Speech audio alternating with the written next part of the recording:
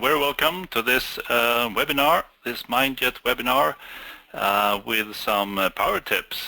To start off, I would like to give you some context. I did a little research some years, 2 years ago, where I asked customers to what do you use MindManager? And you that have been using MindManager for quite a while knows that you can use it to a lot of things. And of course, projects, meetings, brainstormings are common areas, but there's a lot of areas that you're using it. So being productive with MindManager makes you productive in a lot of areas, which I feel is quite interesting. And also one of the key things that I think for myself, using MindManager a lot in meetings, etc., that you become productive in a lot of situations. I also asked what is the productivity gain that you gain from using MindManager. And it's amazing when you do this research. In the questions that I asked our customers, we saw that more than 50% of the respondents had an increase of 20%, 25% or more, which actually is basically 1 day a week. And one can be surprised how huge productivity gain one can get from MindManager. And when you dig a little bit deeper in this, you find out that the fact that you get an overview of the information and can access the information quickly by using links, etc., is a great deal of that productivity gain. I also asked about the most important benefits from using MindManager, and those of you who have been using MindManager knows that, yeah, creating overviews, visualizing information, organize the work, these are things that are important benefits from using MindManager.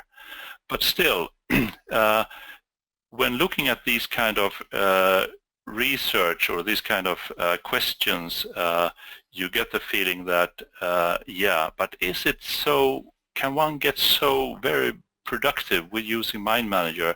And that's one thing that I hope to show you today, that there are small tips and tricks which makes life very easy with when using MindManager. The way I will do this is I will go through some typical application area and show you my personal ways of working with that. And then I have put together a lot of tips regarding editing, viewing, some general power features, exporting, etc. So I will basically go through a lot of things today and show you these. For example, just to give you a hint of one of my favorite tips that people seem to miss is the spacebar. And that could sound a bit strange as a power tips, but for instance, when you are creating a map, so let me here create a new map, create a map like this, and you start entering information. So maybe you use the insert key or the control enter key in order to get a branch like this, and you start typing things, and then you press enter. Next thing, if you start typing, if you did a typo or something and you start typing again, MindManager will replace all the information. So basically a small typo at the end of what you're writing requires you to go back, maybe click the mouse, click inside the box, get the editing key to enter information. Or you can just hit the spacebar, because if you hit the spacebar, you go into editing mode. So if I write, press the spacebar, I'm in editing mode without moving my hand to the mouse. I can start editing, add some stuff here, press enter, it's out of editing mode. Again, if I want to edit it once more, spacebar, and I go back into editing mode. And that little feature saves me a lot of time where I don't have to move my hand to the mouse, click on the topic, go into editing mode, etc.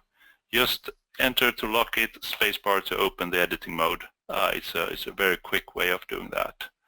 So That's one of the small tips that I hope to give to you today in order to be more productive. Okay, so let's go into these application areas first to give you some sort of some view of my typical workflow when using MindManager. And a very typical area is in meetings. So let me open up a simple meeting map like this. And of course, depending on the meeting, these all look different. But you know, you have some meeting details, you have some goals, etc. And I see that a lot of users, they kind of map up the agenda or the contents of the meetings this way, and they use it in the meeting. But they use it very statically. So the first power tip for me, which is basic to some of you, I know, but still makes the difference going from just beginner's mode of MindManager to a really power user, is when you start treating the maps more as working documents. So, for instance, by taking the challenges in this meeting, putting some priorities on them, and putting some progress icons, maybe some extra flags, etc., like this. Same thing if you have participants, like put in Eric, put in Steven here, using some icons like this on these guys, and you can use that in a meeting. Because these various icons, they are clickable, so you can change the priority, for instance, or the progress by just clicking on these. And the power of this is that when you start using this in a meeting, you get the visual feedback to the participants of the meeting right away. So if you have this map on a projector showing it to everyone, and you say that, well, we make this a decision, yes, we should have multiple offices. I click this, this is a decision that is made, and we say yes, offices in Germany and the US, for instance.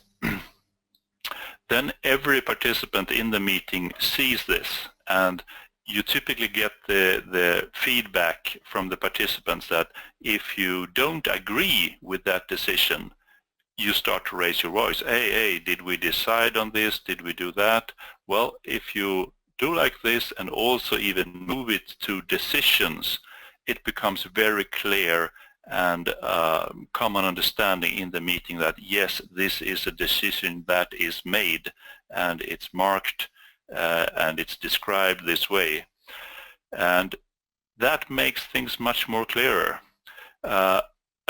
If you don't do this, you typically end in a discussion where some of the people, some of the participants thinks that you have decided on this, and some of the people thinks that you haven't really decided yet, and you get some misunderstanding. So here you're really using the power of MindManager when you start using these icons, this feedback, using the map in order to clearly show the progress of the meeting this way. Another small tips when it comes to meetings and MindManager is that sometimes you have a lot of information. Maybe you have some sort of log where you do things. You might open up the text notes, giving some descriptions regarding something that happens in the meetings, etc. And what you can do is that you can export this, for instance, to a Word map or something, sorry, a Word document or something. Or you can just save this. So I save this as a copy. So let me put this just on the desk here. I say meeting agenda. I set the date, 17. It's August, the 17th actually. So, well, let me put the date in there. So I save that. Now I can, part of this meeting agenda, I can have the previous agendas by only attaching that map. So if I say previous meetings, I can attach a file and just select that from the desktop. So I have the, let me see here, meeting agenda, there we have it. Okay. And since that is attached, it becomes part of this map. So in that way I can store all the previous meetings, the status of them, inside the same map. So I bring up the meeting agenda map. It contains the latest status, but I also have the previous maps or Word documents, if I do the export, have them available always in the latest meeting agenda map. So this is very powerful when it comes to recurrent meetings, where you can actually log and track every meeting backwards that way. Another thing that I tend to do with meeting mind maps and also with project maps is a show and hide trick. Almost everything that you can show is in MindManager is of course available to you, except for one little thing, and that is revision number and modification date. By selecting or checking that as well, you will actually get the date and the number of times you have stored this map. So each time you hit save, you will increase the revision. And this could also be useful if you email the map around, so people add stuff to the map, etc. You can compare them to each other, and you can also always see that yes, it's a current map that way. So even though it's not storing previous maps, it still gives you a hint if you have multiple files, which file is the latest, and you see that all the time that way. Okay, so keep using MindManager in meetings, and also add attributes and stuff to it so that you can use it as a working document. The next feature I want to show you also on this map is text tags. So you can insert icons, of course, but you can also insert tags. So if I have some topics down here, I can do add a new tag. And this allows me to do a group name. So I call this department like that. And then I give it a name. So let me say IT department like that. Now I have gotten a tag for this specific item. And once I start using tags, I have them available here, and I can select them again.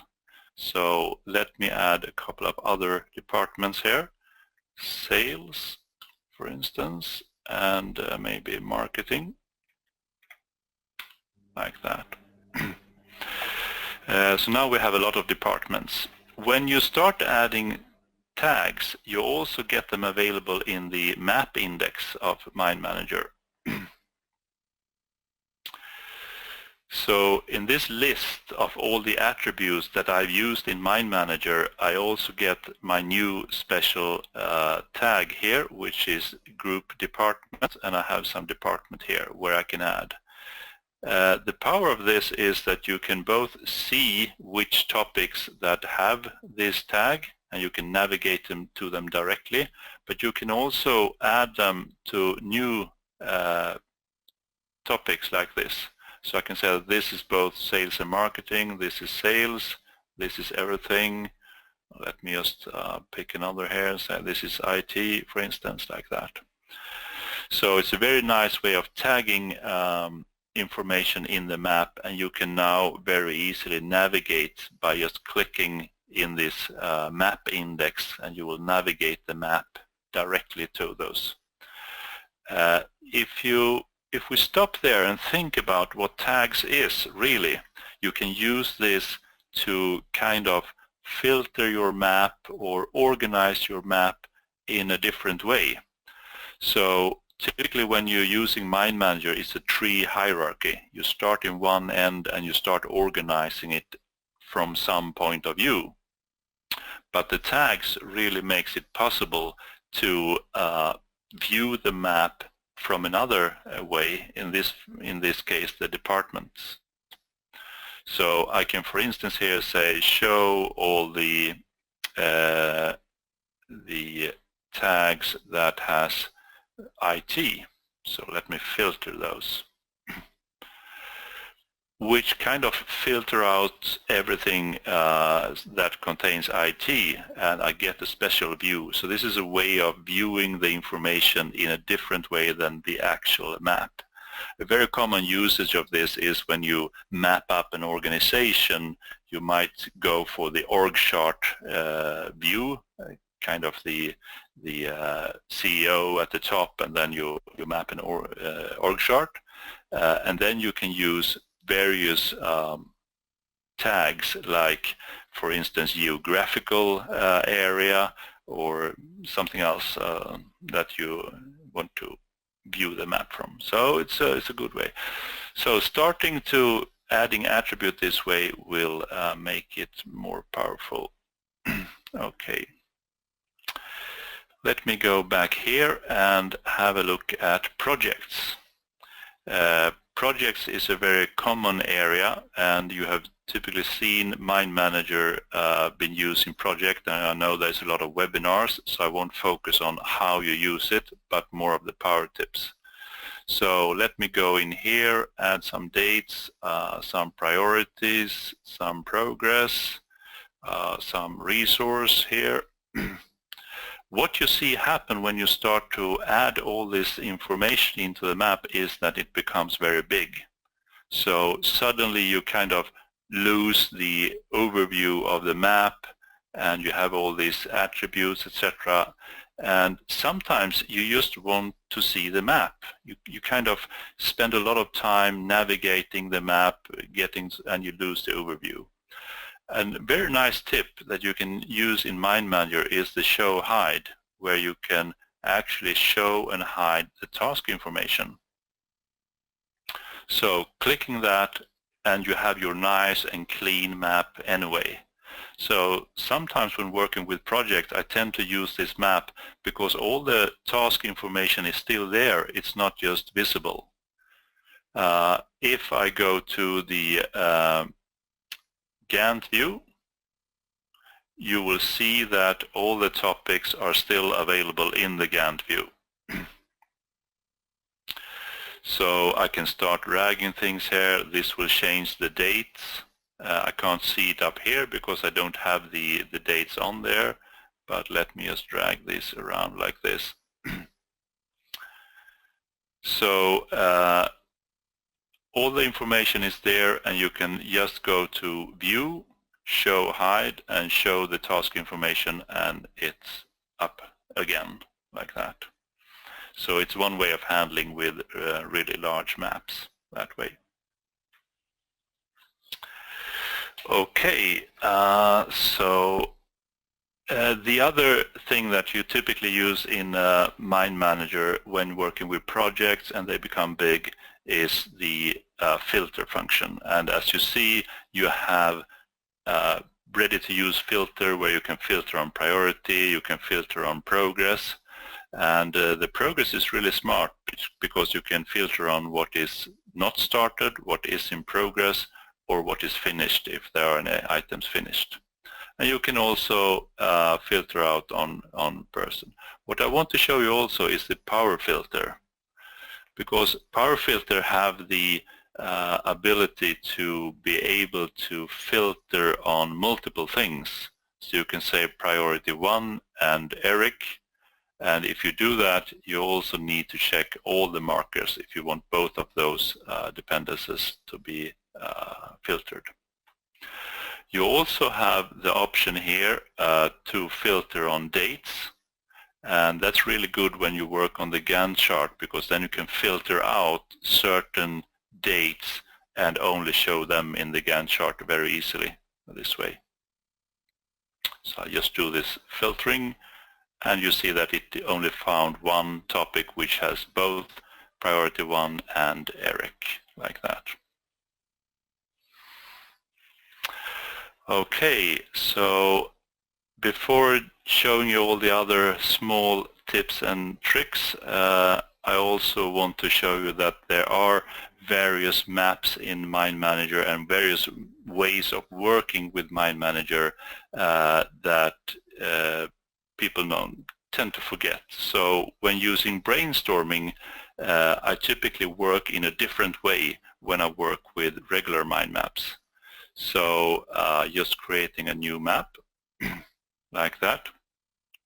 Instead of entering all the topics to the central topic, I typically enter floating topics. So I just start entering ideas like this, idea 1, and then by pressing enter an extra time, I get a nice list of ideas. So idea 2, idea 3, just pressing enter an extra time, and I get all these ideas as floating topics nicely organized in a column like this.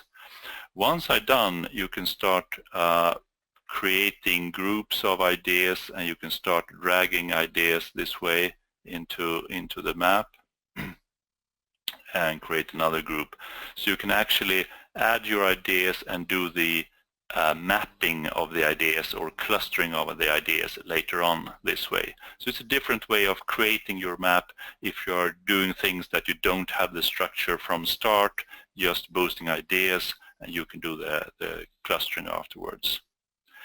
Here's another topic. When you pro tip, when you add topics to a map this way, they tend to stick to the center. In order to move the idea, so this topic, so that it disconnects from the central, you just press the shift key. So you see when I drag this, it still stays connected, but if I start dragging and then press the shift key, it loses its connection to the central topic, and I can place it very close to the central topic without it connects. And that's because I'm right now holding down the shift key while dragging.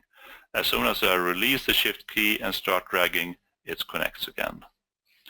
So that's also a nice way in order to deconnect things from the central topic. Just press the shift key.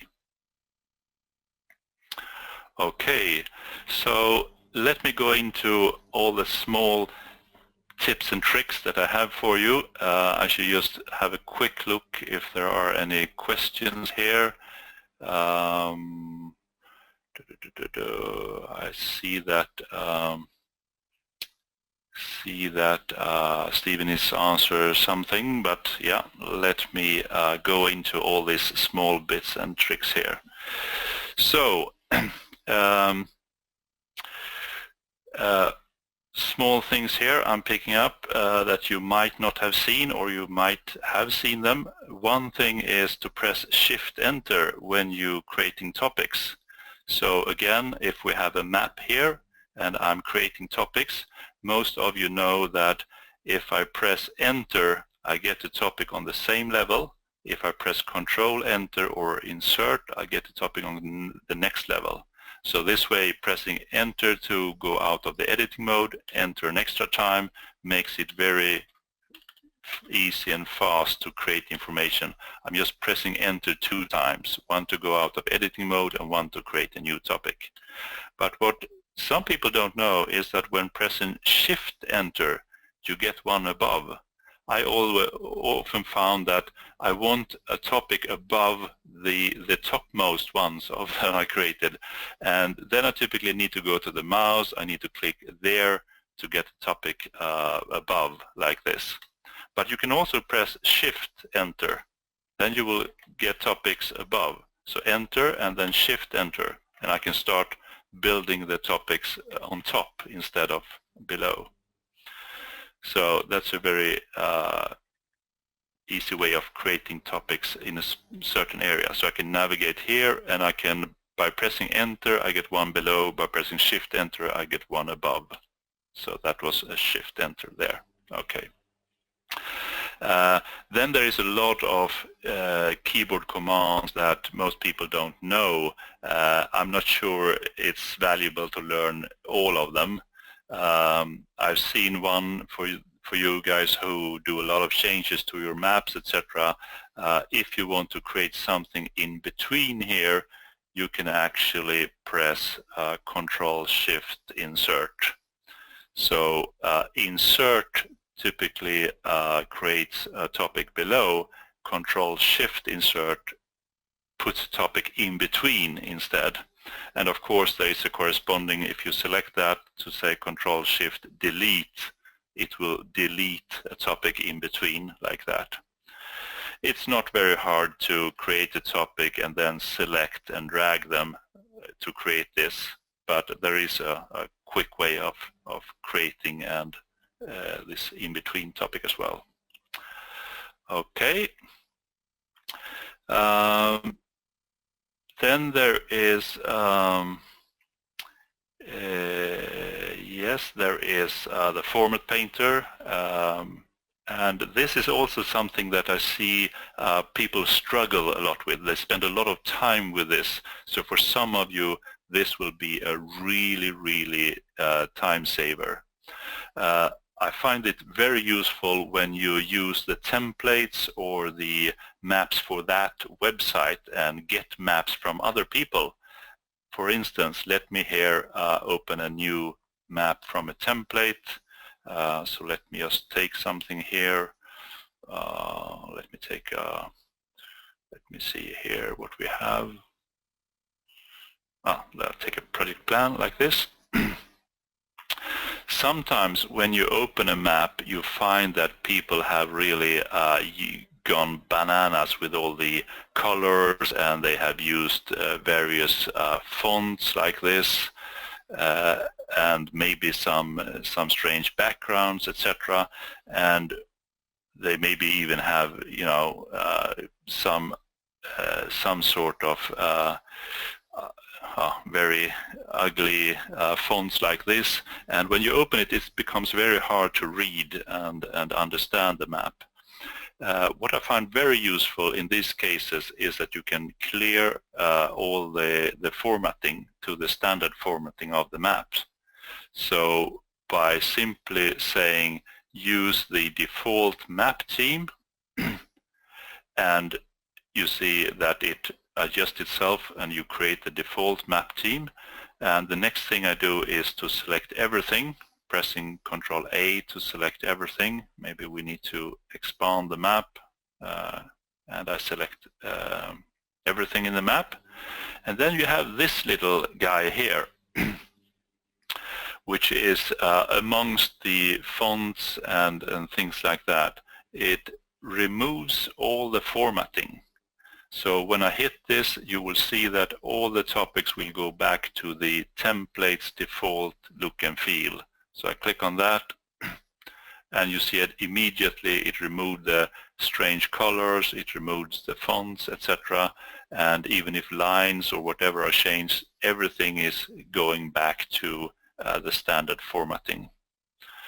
It's also nice for those of you that have been using MindManager for a number of years, and maybe you pick up some old MindManager maps which have some strange previous formatting, to be able to just upgrade them to the latest MindManager 2017 format by just selecting a template and clear all the formatting, and it looks modern, nice, and MindManager 2017 again. So that's a simple thing, but for you guys that use a lot of maps from the templates or maps for that, or sending around maps from other people, etc., that is really useful. Also want to point out the Format Painter. This is actually not really a MindManager feature, sort of. It works in all the Office suites, but it's very useful. For instance, if I want to change this, put some boldness to it, maybe change the fill color like that. instead of doing this to the next topic as well and the next topic as well, I can just copy the format. So by clicking first the change topic, click on the format painter, I can then select the next topic, and it inherits all the formats, the fonts, the boldness, the colors, etc. And since that got everything, I can just click the format painter again and select the next one. So this way it's very quick to have the exact same look and feel for several topics in a row, like that. Okay, again, I'm just loading you with tips here.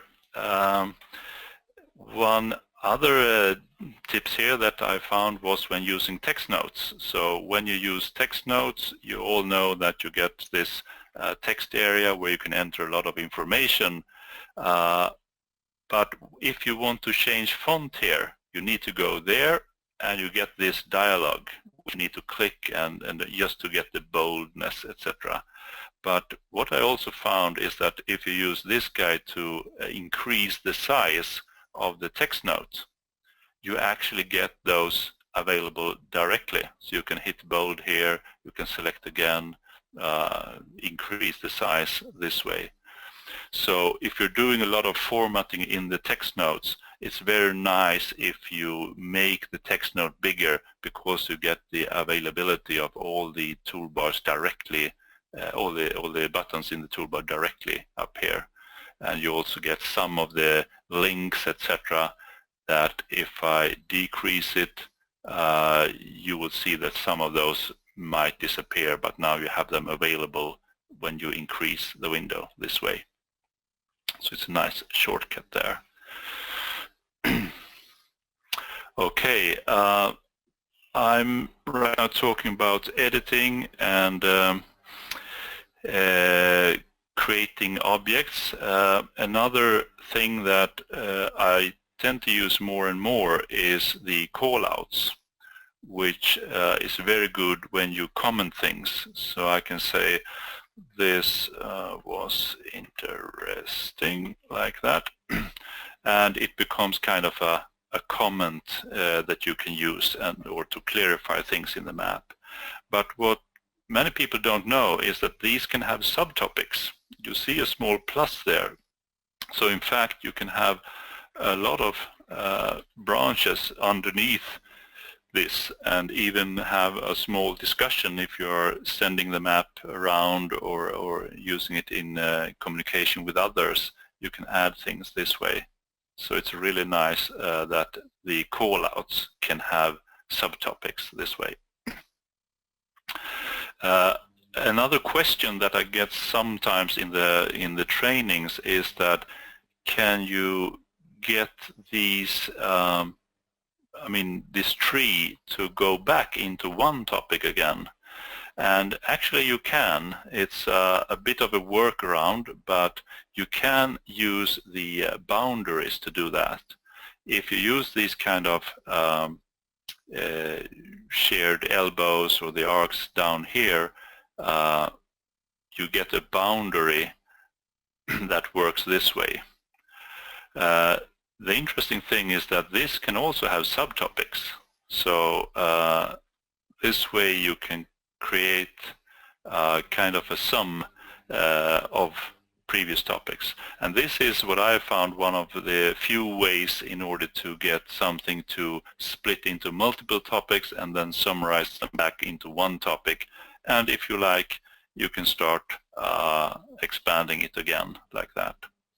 So that is if you want that kind of appearance where you summarize stuff into a new area, this is one way of doing that. Okay, talking about creating objects, one of the key things here is also creating images, handling images in various ways. And what can be sometimes frustrating is that MindManager tends to always paste or prefer to paste text into the map. So for instance, if I open a web browser, I go to Google here, like that, and do a search. So let me just search for coffee, have an image like that, and I find a nice image here. I right-click and say copy that, go to MindManager, and I try to paste it. You will see that you don't get the image, you get some links and stuff here, and that is because MindManager prefers to paste the text. So if the clipboard contains both text and images, it will always take the text.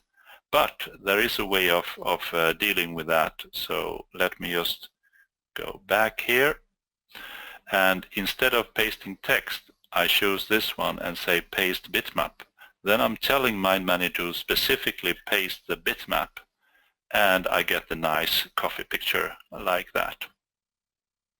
So if you cut and paste from other programs, it's very nice to be able to paste the image by specifically selecting that. And while talking about images, you all know that in order to move the image, you can select it so that you get the handles of the image, where you can resize, you can move it in the topic, move it to another topic like that, and you can decide if it should be organized to the left, right, above and below the text this way.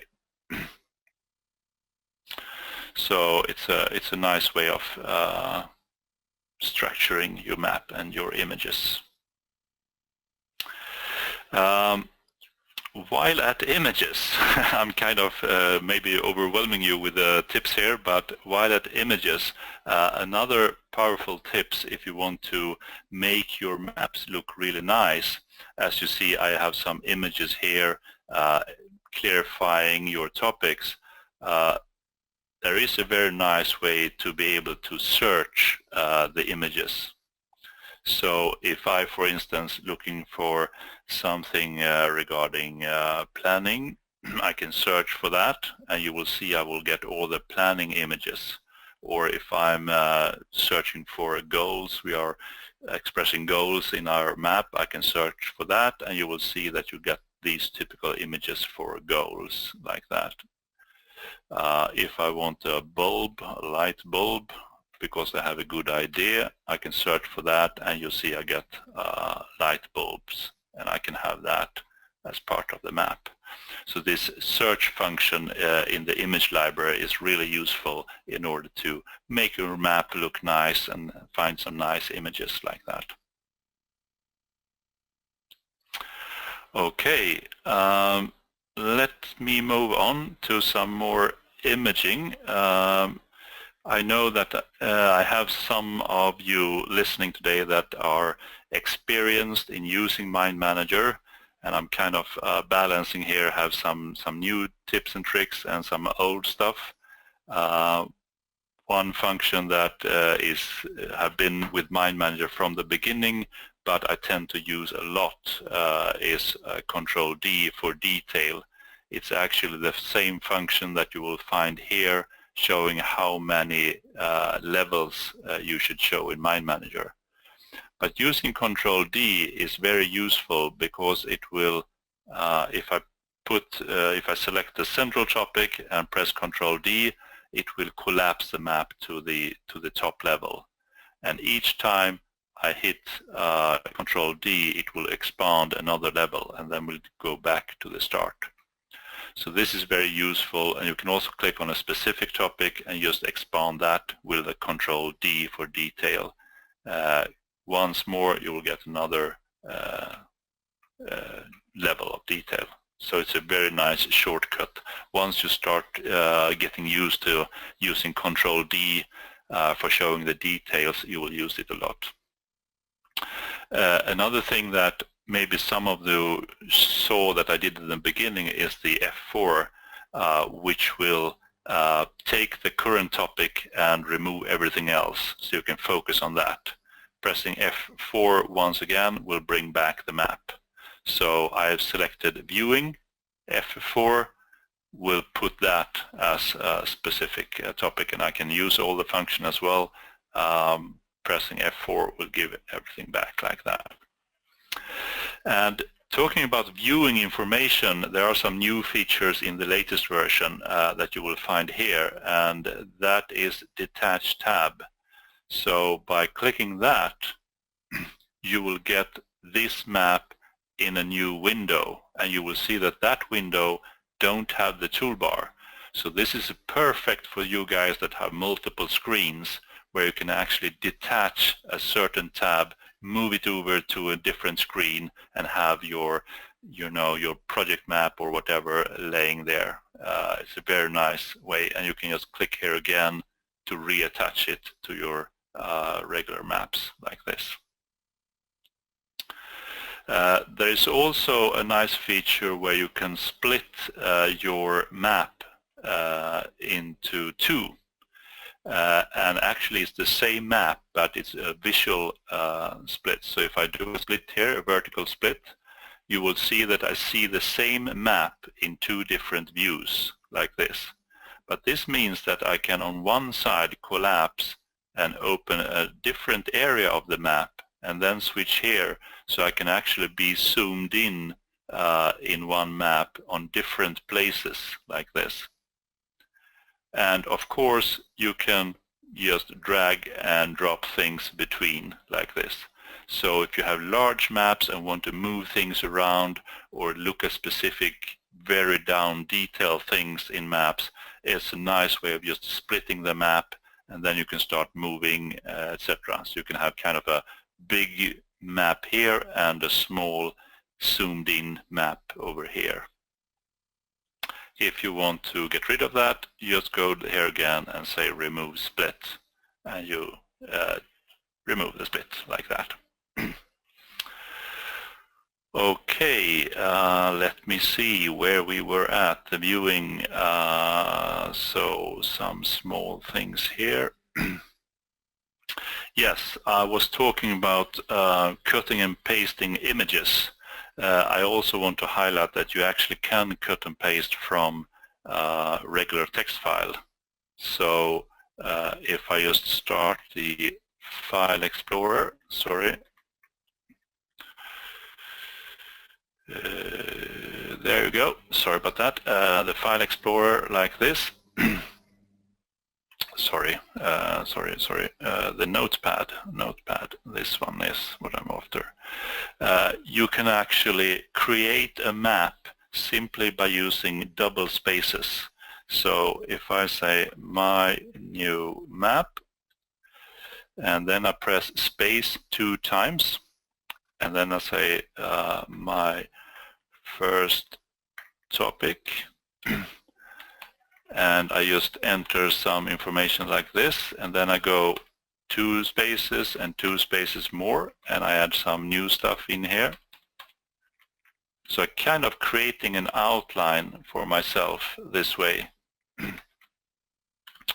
This information that is regular text information, I can just copy, and then I can take a branch in here and I can paste it. And you will see that it will keep the structure from the text file into various sub-branches in MindManager. So it's a very nice way to just draw out some topics, and then you can just paste them in here to get a really nice structure that way. Okay, so let me move on a bit here to talk about some more power features here. Search tab, drag and files. Yes, I want to give you just a small mention about the options MindManager. Even experienced users tend not to go into the options and do some settings here, and I want to point out my favorite settings. One of them is the first setting you have in options, so file options, and then you have the general settings. Here you can say open a document on startup. This way you can select your start map where you might have information about the ongoing projects, maybe some travel booking sites, etc. that you have easy accessible, and you can just have that in a map, and each time you start MindManager, that document is opened. Yeah, so that's a really one. The other good one here is to reopen the last open local maps, which means that whenever you close MindManager, you will open up the same maps when you start it next time. So it's a very nice way of doing things. Another thing you might want to look through is the edit ones, where you can decide how double-click works. You see here that I have single-click in the map background in search floating topic. So if you want that, you can just check that box there. So there's a lot of settings here, which is really nice way of configuring MindManager. Another one that I tend to use a lot is this one, where MindManager points out each time you do a spelling error. By unchecking that, you don't have all these red dotted lines underneath your text when you do spelling mistakes, if you feel that hinder your workflow. So at least I do, so I tend to uncheck that. Working with projects, I also want to highlight the show effort field. It's a bit hidden feature in MindManager where you can actually check the show effort field checkbox, meaning that if you go to another map here, let me take this one, and you do a roll-up. So we do a roll-up like this, and you will see that all the dates, the progress are rolled up here. But you will also see that what is summarized here is the calendar days, the number of calendar days for this, and not the effort. By having the effort field available, you will get that as well here. So you can say that the duration for this is maybe 1 week, but the effort is only, let's say 2 days. That way you get it in the Gantt chart as 1 week, but it will also summarize the effort for that in a different summarizing. So it's a way of differentiating the calendar information from the effort of that actual task, which is kind of nice. Okay, so let me focus the last minutes here. I will spend some time looking at the questions very soon, but let me see if I have some special features that I want to highlight as well.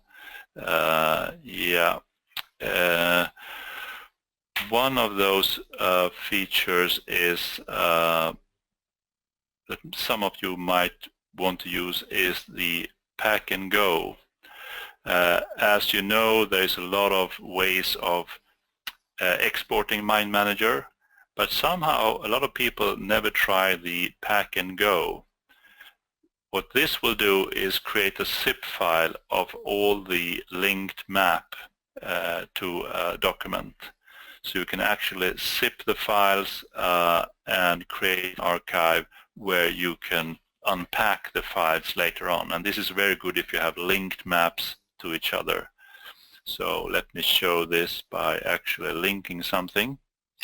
So I'll take this map here and I will do some linking. So let me take here some budget, for instance, and I will link something to that. So just adding some document like that. Now if I say export and pack and go, you will see that that document get put into the zip file and I can unpack it. The power of this is actually that even if you have files that are linked to a file server or they are in different folders on your computer, what MindManager will do is actually to create a zip archive with all these files that you then can unpack in a folder, and every link works. So it's a very nice way when you're moving your maps to a different computer, or if you're bringing maps to a certain location, you can just unpack them and every linked map works that way. So it's very nice. And there's also a shortcut if you want to email. You can say share by email as an attachment, and it will also create this zip archive with all the files if you like. So it's a shortcut if you want to mail things. Okay, so let me go back here and have a brief look. Yeah, what I've been doing now is to show you a lot of features, and there is a lot more features. There are a lot of templates in MindManager. There are map parts where you can actually take certain parts of your map and save them for reuse. So if I have, for instance, the meeting agenda, and I often do the meeting details, I can actually drag that down here, and I will get that as a branch, meeting details. I can then switch map, and I can use the meeting details in a different map, and it will copy all the information in that map like that map part. So there is a lot of these kind of easy to use power tips that you can use. So it's just working with all these small bits and pieces, and I hope you have gotten some extra stuff from me here now. So let me also talk about some of the new features, because there is some really nice features here which we as old MindManager users, we tend to do things the old way, but it's really good to have the HTML5 interactive map. So it's a very nice way of using MindManager that you can just export now to an HTML5 map, and if you open that in a browser, it contains everything in the map. So sending maps to people that don't have MindManager, or if you are doing a presentation on a computer that don't have MindManager, you can export your map to this format where you can actually expand the map. You have all the features, you have text notes available, etc. in this format. So it's getting more and more powerful for each version of MindManager. So this HTML5 export, start using it if you haven't already. It's really nice, working really nicely. Hope I see you again. Thank you. Customer, you know it would be great. The quarter's coming to a close, so please don't hesitate. Place your order right away.